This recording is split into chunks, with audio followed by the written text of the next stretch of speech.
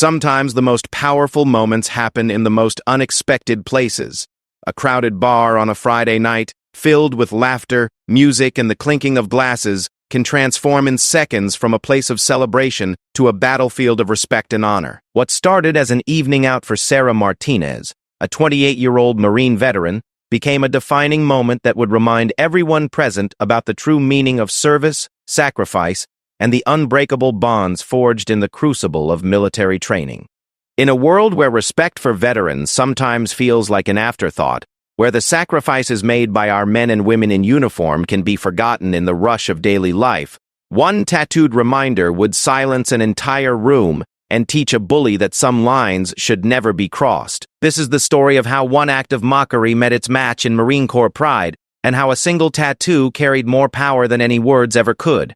Sarah Martinez had been looking forward to this Friday night for weeks. After pulling double shifts at the automotive repair shop where she worked as a lead mechanic, she finally had a chance to unwind with her civilian friends at Murphy's Tavern, a popular local bar known for its live music and relaxed atmosphere. The transition from military life to civilian work hadn't been easy for the former Marine sergeant, but she was slowly finding her rhythm in the small college town of Cedar Falls. At 28, Sarah carried herself with the confident posture that 4 years of Marine Corps training had instilled in her. Her dark hair was pulled back in a practical ponytail, and she wore a simple black t-shirt and jeans. What wasn't immediately visible to casual observers were the scars on her left shoulder from shrapnel she'd taken during her second deployment in Afghanistan, or the intricate Marine Corps tattoo that covered most of her upper back, a detailed eagle, globe, and anchor surrounded by the names of fallen comrades from her unit. Murphy's Tavern was packed that evening, filled with college students, young professionals, and locals enjoying the start of their weekend. The air was thick with the smell of beer, fried food, and the sound of classic rock pumping through the speakers. Sarah sat at a high-top table near the back with 3 friends she'd met through work. Jenny, a bubbly administrative assistant, Mark, a quiet computer programmer, and Lisa, a nurse who shared Sarah's dry sense of humor. The evening started perfectly. They ordered a round of beers, shared some appetizers, and caught up on the week's events. Sarah found herself genuinely laughing for the first time in days, feeling the stress of work and the lingering effects of her military service beginning to fade. She had learned to appreciate these simple moments of normalcy, understanding how precious they were after spending years in combat zones, where relaxation was a luxury few could afford. As the night progressed, the bar grew more crowded and louder. A local band had set up on the small stage and was playing covers of popular rock songs, drawing more people to the dance floor. Sarah noticed a group of bikers had arrived, about 6 men in leather jackets and heavy boots, taking up residence at the bar. She paid them little attention at first, focusing on her conversation with her friends about weekend plans and upcoming local events. The leader of the biker group was a large man in his 40s named Rex Donnelly, though most people knew him simply as Tank. He stood about 6'4" and weighed well over 250 pounds, with graying hair pulled back in a ponytail and arms covered in faded tattoos. Tank had a reputation around town as someone who enjoyed intimidating people, especially those he perceived as weak or different. He ran a small motorcycle repair shop and considered himself the unofficial leader of the local biker community. Tank had been drinking steadily since arriving at Murphy's, and his voice was getting louder with each beer. He made crude comments about various women in the bar, much to the discomfort of other patrons who tried to ignore him.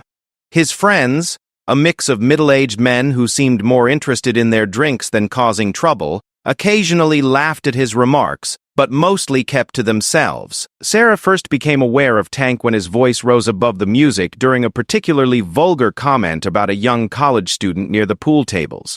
She glanced over and saw him leering at the uncomfortable woman, who quickly moved away with her friends. Sarah felt a familiar anger rising in her chest, the same protective instinct that had made her an effective leader in the Marines. She had spent her military career defending people who couldn't defend themselves, and old habits died hard. "Some people never grow up," Lisa muttered, having noticed the same incident. "Guys like that are all show," Sarah replied, taking a sip of her beer. "All bark, no bite. They pick on people they think won't fight back." Jenny shifted uncomfortably in her seat. "Maybe we should move to another table? He's making me nervous." "This is," Sarah looked at her friend's worried expression and felt protective instincts kick in even stronger. "We were here first. We're not moving because some overgrown bully wants to act like he owns the place." Mark, always the peacemaker, suggested they just ignore Tank and enjoy their evening. He'll probably get bored and leave soon anyway. But Tank wasn't planning on leaving anytime soon, and he had noticed Sarah's table. Something about the way she carried herself, the confident way she sat and spoke, seemed to irritate him. Perhaps it was because she didn't seem intimidated by his presence like many of the other women in the bar. Or maybe it was simply that he was drunk and looking for trouble. As the band finished their second set and took a break, the bar's noise level dropped, making conversations more audible.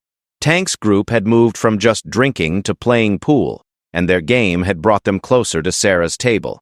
She could hear more of their conversation now, and what she heard made her jaw clench. "Look at all these college boys," Tank was saying loudly, gesturing around the bar with his pool cue. "Soft as butter. Every one of them. This whole generation is weak. Don't know what real work is, what real sacrifice means." One of his friends, a wiry man with a graying beard, nodded along. "Different world than when we were growing up, Tank. Everyone's handed everything on a silver platter now." Sarah tried to ignore the comments, but Tank's voice kept getting louder, and his observations more pointed. He began making comments about specific people in the bar, including a young man who walked with a slight limp. "Bet that kid's never done a hard day's work in his life," Tank sneered. "Probably hurt himself playing video games." Sarah's friends noticed her growing tension. Her knuckles were white around her beer bottle, and her jaw was set in a way they'd learned to recognize as dangerous. "Sarah," Jenny said quietly, "let's just go. It's not worth it." But before Sarah could respond, Tank's attention had shifted directly to their table. He had apparently overheard parts of their conversation and had picked up on something that interested him. "Well, well," he said, walking over with his pool cue still in hand. "A table full of working girls discussing the local wildlife?" Sarah looked up at him calmly, her military training automatically assessing the threat. He was big, drunk, and clearly looking for trouble. But he was also unsteady on his feet and overconfident. "We're just having a quiet drink with friends," she said evenly. "Is there something you need?" Tank grinned, sensing what he thought was an opportunity to assert his dominance in front of the bar. "Just being friendly, sweetheart. Couldn't help but notice you seem to have some opinions about people. Thought maybe you'd like to share them directly." The conversation at nearby tables had stopped, and Sarah could feel eyes turning towards them. The last thing she wanted was to cause a scene that would ruin her friend's evening, but she also wasn't going to be intimidated by a drunk bully. "I think there's been a misunderstanding," Mark said, trying to defuse the situation. "We're just here to relax after a long work week." Tank ignored Mark completely, keeping his focus on Sarah. There was something about her demeanor that challenged him in a way he wasn't used to. Most people either laughed along with his jokes or quickly looked away when he approached. Sarah was doing neither, and it was starting to annoy him. "You know what I think?" Tank continued, leaning closer to their table. "I think you ladies have been sitting over here judging everyone all night, looking down on working-class folks like us, thinking you're better than everyone else." Sarah set down her beer and looked directly at him. "I think you're drunk and looking for trouble. I suggest you go back to your game and leave us alone." The directness of her response surprised Tank. He wasn't used to being challenged so directly, especially by a woman. His face reddened, and his grip tightened on the pool cue. "Excuse me?" he said, his voice dropping to a more threatening tone. "Did you just tell me what to do in my own neighborhood bar?" "I told you to leave us alone," Sarah repeated calmly. "We're not bothering you, and we'd appreciate the same courtesy." Tank's friends had stopped their pool game and were watching the confrontation with growing interest. The bartender, a middle-aged man named Phil, who had owned Murphy's for 15 years, was starting to pay attention from behind the bar. He'd dealt with Tank before and knew the man could be trouble when he'd been drinking. "You've got some mouth on you, lady," Tank said, his voice getting louder again. "Maybe someone needs to teach you some manners." Jenny reached for her purse, clearly wanting to leave, but Sarah remained seated. She had faced down insurgents in Afghanistan and dealt with aggressive soldiers in training exercises. She wasn't going to be intimidated by a small-town bully in a bar. "The only person here who needs to learn some manners is you," Sarah said, standing up to her full height. At 5'6", she was still considerably shorter than Tank, but her posture and bearing made her seem taller. You've been bothering people all night, making crude comments about women, and now you're trying to intimidate a table of people who were minding their own business. Tank took a step back, momentarily surprised by her boldness, but his surprise quickly turned to anger, and he decided it was time to put this woman in her place. He looked around the bar, making sure he had an audience, and then turned back to Sarah with a cruel smile. "You think you're tough, don't you?"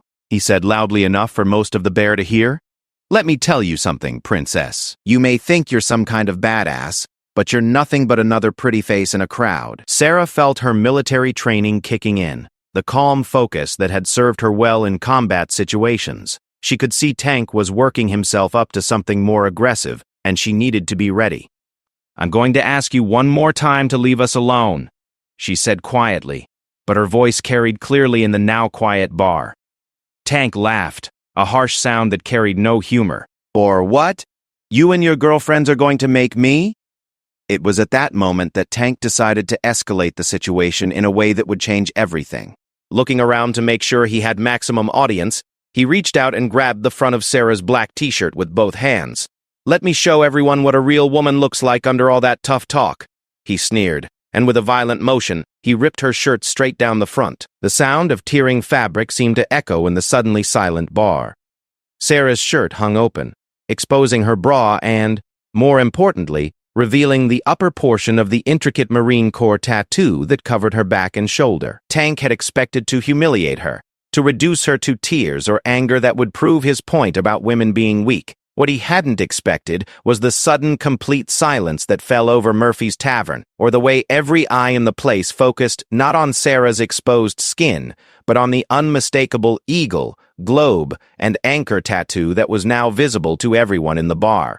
The silence in Murphy's Tavern was deafening. Sarah stood perfectly still, her torn shirt hanging open, revealing not just the intricate Marine Corps tattoo on her upper back and shoulder, but also the network of scars that told the story of her service. The eagle, globe, and anchor were rendered in stunning detail, with the names Rodriguez, Chen, Williams, and Thompson inscribed in elegant script around the edges, along with dates that marked their final days in Afghanistan. Tank's cruel grin began to fade as he realized the implications of what he was seeing. His eyes moved from the tattoo to Sarah's face, where he expected to see shame, tears, or anger. Instead, he found himself staring into the steady, unflinching gaze of someone who had faced far worse than a drunken bully in a small-town bar. "Well," Sarah said quietly, her voice carrying clearly in the silent room, "I guess everyone can see what kind of person you really are now." She made no move to cover herself, standing with the same proud posture she had maintained throughout the confrontation. The tattoo seemed to catch the light from the bar's fixtures, making the eagle's wings appear almost alive, as if ready to take flight. Phil, the bartender, was the first to break the stunned silence. He had served in the army himself during the Gulf War and recognized not just the tattoo, but the bearing of someone who had seen combat. "Tank," he said firmly, reaching under the bar where he kept a baseball bat, "you need to leave now."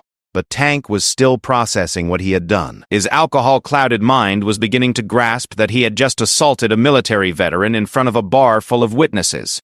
The crude joke he had thought would humiliate Sarah had instead exposed him as someone who would attack a person who had served their country. I didn't know," he stammered, taking a step backward.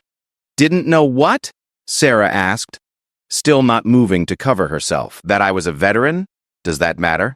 Would it have been okay to assault me if I was just a civilian, if I was just someone's daughter or sister or mother?" Jenny had recovered from her initial shock and was trying to hand Sarah her jacket, but Sarah waved her off. She wanted everyone in the bar to see exactly what Tank had done, and more importantly, who he had done it to. A man in his 60s who had been sitting at the bar nursing a whiskey stood up slowly. He wore a Vietnam veteran's baseball cap and had been watching the entire confrontation with growing anger. "Marine?" he asked Sarah, his voice gruff with emotion. "Sergeant Sarah Martinez, 3rd Battalion, 5th Marines," she replied, finally allowing herself a small smile. "2 tours in Afghanistan."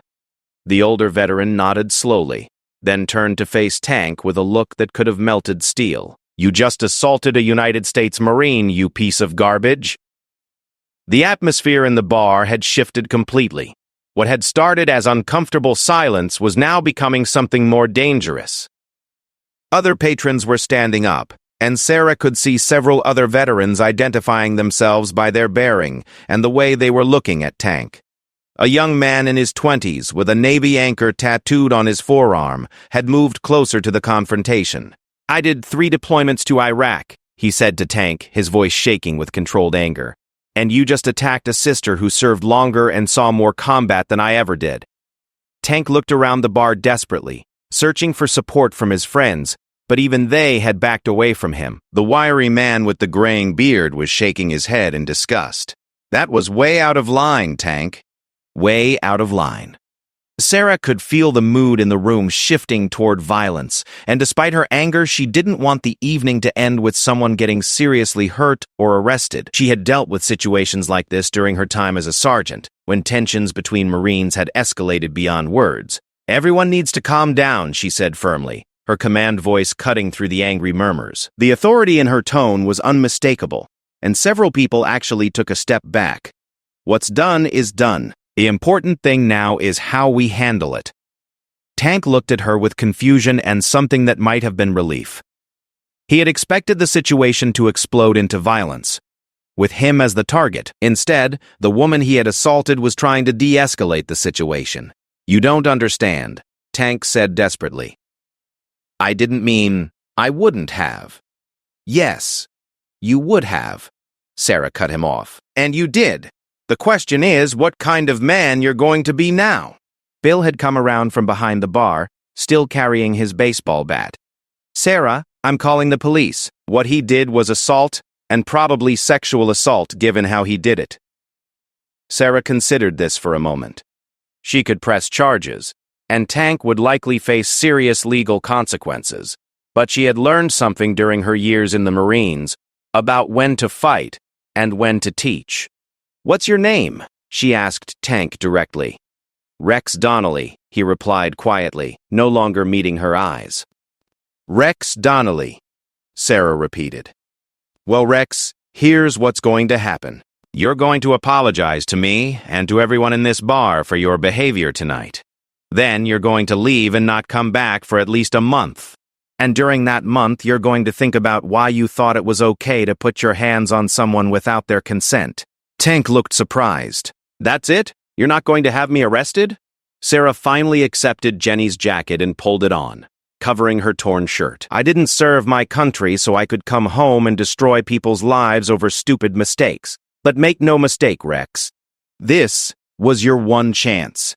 If you ever touch me or anyone else in this bar without permission again, I will make sure you face the full consequences of your actions." The older Vietnam veteran spoke up. "Ma'am, with respect, some people don't learn from mercy." Sarah looked at him and nodded. "You might be right, sir, but I have to try. If he proves me wrong, then we'll handle it differently." Tank seemed to be struggling with the concept that the woman he had just humiliated was offering him a way out. His pride was warring with his growing realization of how badly he had misjudged the situation. "Why?" he asked finally. "Why would you give me a break after what I just did?" Sarah studied his face for a moment. "Because I've seen what happens when people let anger and pride control their actions. I've seen good people do terrible things because they were hurt or scared or just plain stupid. Sometimes the hardest thing to do is choose not to destroy someone when you have the power to do it." The silence stretched out as Tank processed her words. Finally, he turned to face the bar full of people who were watching him with varying degrees of disgust and anger. "I'm sorry," he said, his voice barely above a whisper. "Louder," the Navy veteran demanded. "Everyone here needs to hear it." Tank cleared his throat and spoke louder. "I'm sorry for what I did tonight. There's no excuse for putting my hands on someone like that, and there's no excuse for the way I've been acting. I was drunk and stupid, but that doesn't make it okay." He turned back to Sarah. "I'm especially sorry to you, ma'am. What I did was wrong on every level, and you didn't deserve it. Apology accepted. Now leave." Tank looked around the bar one more time, seeing the faces of people who would remember this night for a long time to come. His reputation in the community, such as it was, had been destroyed by his own actions. He set his pool cue down on the nearest table and walked toward the door, his friends following at a distance. As the door closed behind them, the tension in the bar began to ease. Conversations slowly resumed, though many people were still glancing toward Sarah's table. Phil approached with a concerned expression. "Sarah, are you sure about this? I know Tank, and he's got a history of causing trouble. This might not be the end of it." Sarah sat back down at her table where her friends had been watching the entire exchange with amazement. "Maybe not, Phil. But sometimes you have to give people the chance to prove they're better than their worst moment." Jenny was staring at her friend with new eyes. "I had no idea you were in the Marines. You never mentioned it." "It's not something I talk about much," Sarah replied. "Most people don't understand what it means, and I got tired of the questions and the assumptions." Mark, who had been silent throughout the confrontation, finally spoke up. "That was incredible what you just did. I don't think I could have handled that situation with half as much grace." The Vietnam veteran approached their table, his whiskey glass in his hand. "Marine, I wanted to shake your hand. What you did tonight took more courage than charging a machine gun nest." S.A. stood and shook his hand firmly. "What's your name, sir?" "Jim Patterson. 1st Cavalry Division, 1968 to 1969. Thank you for your service, Mr. Patterson, and thank you for yours, Sergeant Martinez. And for reminding an old soldier that sometimes the strongest thing you can do is show mercy." As Jim returned to his seat, other veterans in the bar began approaching Sarah's table. She learned that Murphy's Tavern apparently had a significant veteran clientele, something she had never noticed before. There was Danny, the young Navy veteran who had spoken up during the confrontation. Maria, a former Air Force mechanic who had been sitting with friends near the pool tables. Even Phil, the bartender, shared that he had served in the Army. "It's like a whole community I never knew existed," Sarah told her friends as the evening progressed. Lisa raised her beer in a toast to Sarah for showing us all what real strength looks like. As they clinked glasses, Sarah felt something she hadn't experienced since leaving the Marines, a sense of belonging in her civilian community. The confrontation with Tank had been unpleasant, but it had also revealed connections she hadn't known existed. The band returned from their break and began playing again, but the mood in Murphy's Tavern had changed completely. People were talking more. Barriers had been broken down, and there was a sense of shared experience that hadn't existed earlier in the evening. Sarah found herself in conversations with veterans from different eras and branches of service, sharing stories and experiences that her civilian friends couldn't fully understand but appreciated nonetheless. For the first time since her discharge, she felt like she was among people who truly understood the complexities of military service and the challenges of returning to civilian life. "You know," Danny said during a lull in the conversation, "we should start a veterans group that meets here regularly. I bet there are more of us in town than we realize." Phil overheard and nodded enthusiastically. "I'd be happy to host something like that. Maybe the first Thursday of every month?" Sarah looked around at the faces of people who had been strangers an hour ago but now felt like extended family. "I think that sounds like an excellent idea." As the evening wound down, Sarah realized that Tank's assault, as traumatic and inappropriate as it had been, had inadvertently created something positive. It had forced her to reveal a part of herself she had been keeping hidden, and had connected her with a community she hadn't known existed in her new hometown. But even as she celebrated these new connections, Sarah couldn't shake the feeling that her encounter with Tank wasn't truly over. His apology had seemed genuine, but she had learned in the Marines to prepare for multiple contingencies. Some people could be taught through mercy and second chances, but others only understood consequences and force. Only time would tell which kind of person Rex Donnelly truly was. 3 weeks had passed since the incident at Murphy's Tavern, and Sarah was beginning to think her gamble on Rex Donnelly's character might have paid off. She hadn't seen him around town, and Phil reported that he hadn't attempted to return to the bar. The monthly veterans meeting that had grown out of that night's events was scheduled for the following Thursday, and Sarah was looking forward to it. The group had grown to include 12 regular members, representing conflicts from Vietnam through Afghanistan. They had decided to call themselves the Cedar Falls Veterans Alliance, and their mission was simple: provide support for local veterans and educate the community about veteran issues. What had started as an impromptu gathering was becoming something much more significant. Sarah was working late at the auto shop, putting the finishing touches on a brake job, when she heard someone enter the garage. She looked up to see Rex Donnelly standing awkwardly in the doorway, looking very different from the aggressive man she had encountered at Murphy's. He was clean-shaven. His hair was neatly trimmed, and he was wearing clean work clothes instead of his usual leather jacket. "We're closed," Sarah said calmly, reaching for the wrench she kept nearby for protection. "I know," Rex replied, holding his hands up to show he wasn't carrying anything. "I'm not here for service. I was hoping I could talk to you for a few minutes." Sarah studied his face carefully. He looked sober, and his body language suggested nervousness rather than aggression.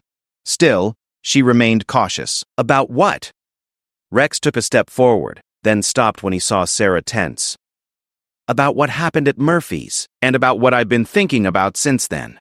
I told you the matter was closed if you stayed away from the bar and kept your hands to yourself. Have you done something to change that?" "No, ma'am.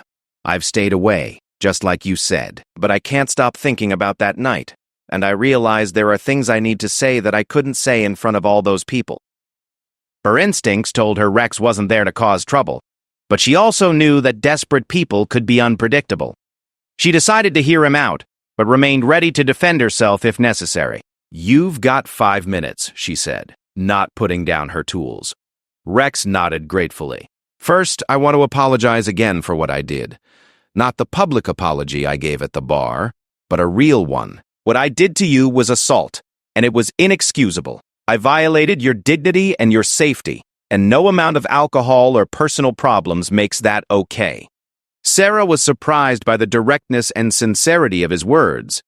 This wasn't the same man who had strutted around Murphy's looking for trouble 3 weeks ago. "Second," Rex continued, "I want you to know that your decision not to press charges changed my life.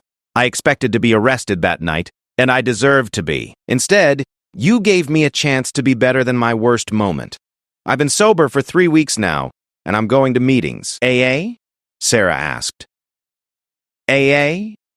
And anger management counseling. After that night, I had to take a hard look at who I had become, and I didn't like what I saw.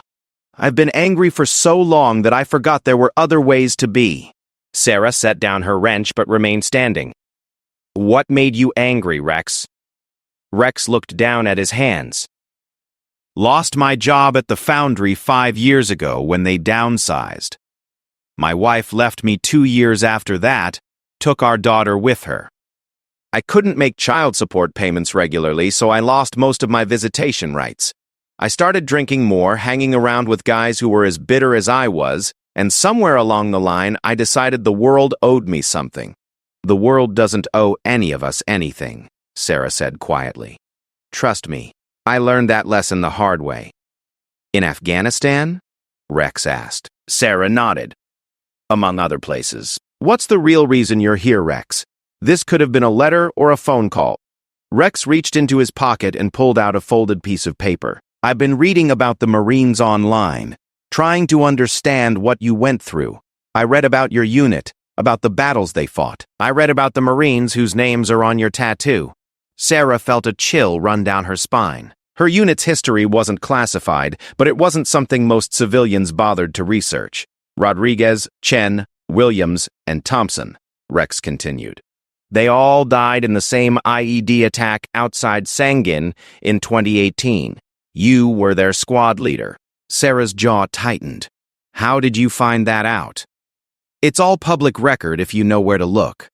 News reports, casualty lists, unit histories. But what I really want to know is how someone carries that kind of loss and still finds it in themselves to show mercy to a stranger who doesn't deserve it." For a moment, Sarah was back in Afghanistan, feeling the blast wave that had knocked her unconscious and killed 4 of her Marines. She could smell the smoke and dust, hear the ringing in her ears that had lasted for weeks afterward. It was a memory she carried every day, and hearing their names spoken by Rex brought it all flooding back. "You don't get to ask me about my Marines," Sarah said, her voice dangerously quiet. Rex immediately stepped back. "You're right. I'm sorry. I overstepped." Sarah took a deep breath, fighting back the memories and the anger that came with them. "Why did you look that up, Rex? What's the point? Because I needed to understand who I had attacked. I needed to know what kind of person you are so I could figure out what kind of person I need to become. The garage fell silent, except for the sound of the air compressor cycling on and off. Sarah studied Rex's face, looking for signs of manipulation or insincerity, but found none.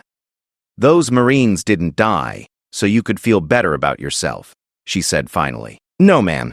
They died serving their country, and their sacrifice should be honored, not used as inspiration for a screw-up like me. But the woman who leads with their names tattooed on her back, who carries their memory with her every day and still found the strength to show mercy to someone who didn't deserve it, she's someone worth learning from. Sarah felt tears threatening and fought them back. She had spent years learning to compartmentalize her emotions, to function despite the grief and guilt that came with losing Marines under her command. I wasn't showing mercy, Rex. I was tired. Tired of fighting. Tired of anger. Tired of seeing people destroy each other over pride and stupidity. I've seen enough violence to last several lifetimes. Rex nodded. That's what I'm trying to understand. How do you let go of the anger? How do you choose not to destroy someone when they've given you every reason to? Sarah walked over to her workbench and leaned against it, suddenly feeling exhausted. You don't let go of it. You carry it with you, but you choose not to let it control you. Every day, you make the decision to be better than your worst impulses. I? How? Rex asked desperately. Because I've been angry for so long, I don't remember how to be anything else. Sarah looked at this broken man who had assaulted her 3 weeks ago and was now asking her for guidance on how to rebuild his life. The irony wasn't lost on her. Start with service, she said. Find ways to help other people. When you're focused on making someone else's life better, you don't have as much time to dwell on your own problems. Ha! Like what? Sarah considered this. The veterans group I'm part of is always looking for volunteers. We're planning a food drive for homeless veterans next month, and we could use help with logistics and transportation. Rex looked surprised. You'd want me involved with that? I'd want you to earn the right to be involved with that. This isn't about forgiveness, Rex. This is about you proving that the man who assaulted me at Murphy's isn't who you really are. What would I have to do? Sarah pulled out a business card and wrote a name and phone number on the back. This is Jim Patterson. He's a Vietnam veteran who's been helping organize our group. You call him, you tell him I suggested you might be able to help with the food drive, and you do whatever he asks you to do without complaint or argument. If you stick with it for 6 months and prove you're serious about changing, then we can talk about you joining the group permanently. Rex took the card with hands that were visibly shaking. Why are you doing this? Because everyone deserves a second chance, but not everyone deserves a third chance. This is your second chance, Rex. Don't waste it. Rex stared at the card for a long moment. There's something else I need to tell you. The reason I came here tonight instead of just calling. Sarah tensed, wondering what other revelation was coming. My daughter, Emma, she's 8 years old. She's been asking me why Mommy won't let her visit anymore. I didn't know how to explain that Daddy had become someone she shouldn't be around. Sarah felt her heart soften slightly. What are you going to tell her now? That Daddy is learning how to be better, that he met someone who taught him it's possible to be strong without being mean, and that he's working hard to become the kind of father she deserves. The garage fell silent again. Eb sank herself thinking about the children she had met in Afghanistan, kids who had lived their entire lives in war zones, but still found reasons to smile and hope for better futures. Your daughter is lucky to have a father who's willing to change for her, Sarah said quietly. She's lucky there are people like you in the world who are willing to help fathers like me figure out how to change. Rex started to turn to leave, then stopped. One more thing. I know I don't have the right to ask, but could you tell me their names again? Your Marines. I want to remember them properly. Sarah hesitated, then spoke carefully. Lance Corporal Maria Rodriguez, 19 years old, from El Paso, Texas. Lance Corporal David Chen, 20 years old, from San Francisco, California. Private First Class Marcus Williams, 18 years old, from Detroit, Michigan. Private First Class James Thompson, 18 years old, from rural Kentucky. Rex repeated each name quietly. I'll remember them, and I'll try to live in a way that honors their sacrifice and your example. After Rex left, Sarah remained in the garage for another hour, not working on anything, just thinking. She thought about her 4 Marines, about the choices that had led to their deaths, about the choices she had made since coming home. She thought about Rex Donnelly and whether she had been wise to offer him a path toward redemption. Her phone buzzed with a text message from Jenny. Movie night tomorrow? Lisa and Mark want to try that new action movie. Sarah smiled and typed back. Sounds perfect. I'll bring popcorn. As she locked up the shop and headed home, Sarah reflected on how much her life had changed since that night at Murphy's Tavern. She had found a community of fellow veterans, discovered a sense of purpose in helping others transition to civilian life, and perhaps most surprisingly, found a way to honor her fallen Marines by helping someone else find their way back from darkness. 6 months later, Rex Donnelly had not only completed his work with the Veterans Food Drive, but had become one of the most reliable volunteers in the Cedar Falls Veterans Alliance. He had maintained his sobriety, completed his anger management program, and had begun seeing his daughter again on weekends. Jim Patterson had taken him under his wing as a mentor, teaching him not just about service to others, but about forgiveness and redemption. The monthly veterans meetings at Murphy's Tavern had grown to include over 30 regular members and had expanded to include family members and community supporters. Phil had designated the first Thursday of every month as Veterans Night, offering discounts to service members and their families. Sarah still carried the memories of Rodriguez, Chen, Williams, and Thompson with her every day. Their names remained tattooed on her back, a permanent reminder of the cost of service and the weight of leadership. But now those names also represented something else. The power of choosing hope over despair, service over self-interest, and redemption over revenge. The story of the biker who ripped her shirt in Mockery had become something of a local legend, told and retold in barbershops and coffee shops throughout Cedar Falls. But for those who were there that night, and for those who became part of the community that grew from it, the real story wasn't about the moment of assault or humiliation. The real story was about what happened next. How a moment of cruelty became an opportunity for grace, how a display of disrespect became a lesson in dignity, and how a single act of mercy created ripples that spread throughout an entire community. Sarah never forgot that everyone deserves a second chance, but not everyone deserves a third chance. In Rex Donnelly's case, the second chance had been enough, but she remained vigilant, knowing that the work of building better communities and better people was never truly finished. It was a mission that required constant attention, endless patience, and the kind of courage that her Marines had taught her. The courage to do what's right even when it's hard, especially when it's hard. The eagle, globe, and anchor on her back continued to serve as a reminder not just of her own service, but of the ongoing responsibility to serve others, to protect the vulnerable, and to help those who had lost their way find a path back to dignity and purpose. It was a responsibility she carried gladly, knowing that Rodriguez, Chen, Williams, and Thompson would have expected nothing less.